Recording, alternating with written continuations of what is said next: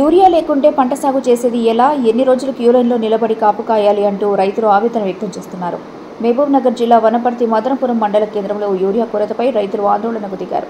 రైతులకు మద్దతుగా బీఆర్ఎస్ నాయకులు సంఘీభావం ప్రకటించారు. మండల కేంద్రంలో ర్యాలీ నిర్వహించి పీఎస్సీఎస్ ముట్టడి చేశారు.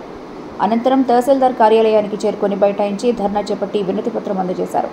ఈ సందర్భంగా పలువురు బీఆర్ఎస్ నాయకులు మాట్లాడుతూ రైతులు యూరియా కోసం బస్తా దొరక్క క్యూ లైన్లలో నిలబడాల్సి వస్తోందని ఆవేదన వ్యక్తం చేశారు.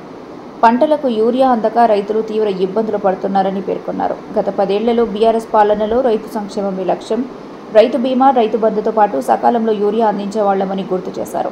రైతు సంక్షేమాన్ని విస్మరించిన కాంగ్రెస్ ప్రజాపాలన ప్రభుత్వం వెంటనే గద్దె దిగాలని తీవ్రస్థాయిలో విమర్శించారు. ముందు చూపు లేకపోవడం వల్లే యూరియా కొరత ఏర్పడింది. సకాలంలో యూరియా అందించి రైతులను కాపాడాలని డిమాండ్ చేశారు.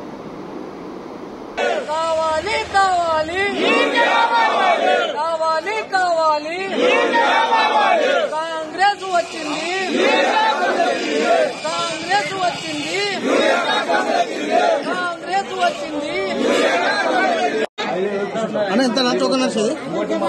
టోకెనా లైన్ లో ఎట్లా ఉంటే అట్లా టోకెన్ అని ఏం లేదు. ఈడ ఉన్నాడు.